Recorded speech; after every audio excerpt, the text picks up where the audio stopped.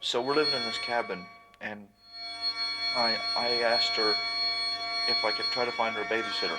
So at the crematorium, I asked one of the guys there if he knew anybody that could possibly help us with this situation. He said, yes, we have a son, and he's watched by this person and such and such. And so I said, well, give the phone number. So we were having a Sunday dinner, and went into a Pizza Hut, and I tried to phone this girl that is a babysitter.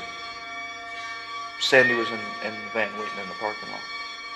So she comes into the Pizza Hut, grabs the phone out of my hand, and says to the babysitter, I don't know why Barry doesn't want me to speak to you. This is someone that, we had never met. I never spoke to before. And we got into an argument there, and she says, take me home right now. And I said, I'm not taking you home right now. I'm not going to. I didn't raise my voice. I just said it just like that. She said, if you don't take me home right now, I'm phoning the Highway Patrol, which are like a more elite, more, stronger form of a policeman in America. The Highway Patrol, it's like, the people that deal with more serious problems. She said, I'm phoning the Highway Patrol. I said, go ahead, phone them. I'm not taking you home. I'm not going to move from here. I just said it like that. And so she did. She phoned them. And when they got there, she went on and on about all of her favorites, from the Arab Spy to Charlie Manson to everything she could think of. And they ended up saying things like, well, ma'am, he hasn't done anything wrong.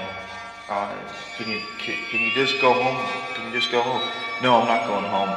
And he has to give me the keys, or else I won't go home. I want the keys. I said, I'm not going to give you the keys because I know you'll lock me out.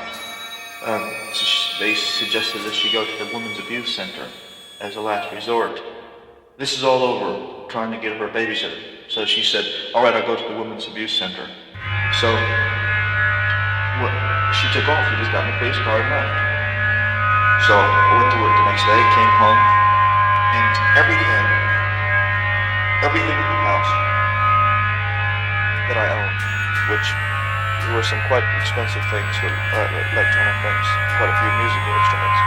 One very, very good violin that was assessed at over 2,000 pounds. Many things like that, including my vehicle, was all smashed to bits. The engine of the vehicle was carburetor, and all the bits in there were hit with a hammer and smashed. The violin was broken to bits. Many things were smashed. All my clothes and bedding was put in a pile and thrown into a big tip. The boy, from what I found out later, put bug poison all over my bed, all into the sheets and all the mattress. Everything was completely destroyed in the house when I got home. So what I did immediately, I rushed out and I went to a place that was like Harrods in Miami and bought her a very nice dress. That's my first reaction.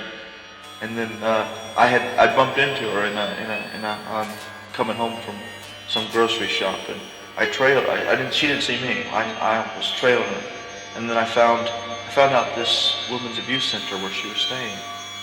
So here I was, armed with a dress, in the bushes, peeking into the window, trying to see if I could see where she was, because I was going to give her this as a present. And she was telling. I remember hearing her saying to this other person, another abused woman, and there she was saying, I'm going to plant a gun. And again, the old thing where she was going on about trying to get me put away for 5 years, she was saying that to him, just telling all these stories, how evil things I was. So I went around to the front door. This is after I heard this conversation, and I knocked on the door. Said, is Sandy in there? And I could see through the chain, because it was like chain alarm. I could see everybody rushing, going for battle stations. And I could see them also phoning the police. Sandy phoning, or somebody was phoning. The police came. I didn't move. Because I thought I still didn't want to just give her the dress.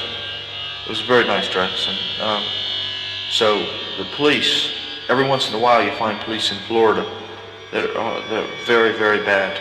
Very, they're not doing their job at all. In fact, I've had situations where the police have stopped us, and while we were handcuffed, this is a completely different story though. They would burn frogs with their cigarette butts, cigarettes, burn frogs while they were waiting to have us taken away, things like that. That's sort of the police that I ran across at this point. And they were making a big joke out of me standing there with a dress. Here we found this one with a dress, trying to try on a dress at this women's abuse center. Things like that. They were going on. It was a big laugh, and everybody were laughing. Brought us into the police station. There was another big laugh there too. So shortly after that, when I got out of jail, I met Sandy again, and she said, "Look, take back the dress, get the money back for it. I need it for rent."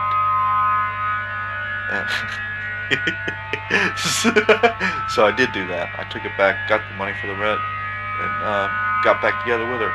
It was like I almost didn't have any reaction whatsoever to any bad things she would do at this point.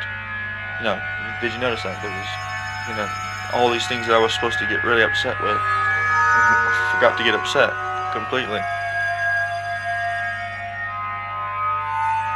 was a very nice dress.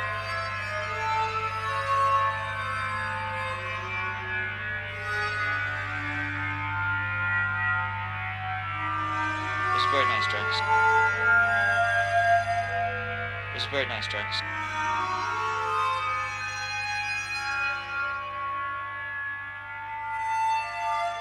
It was a very nice dress.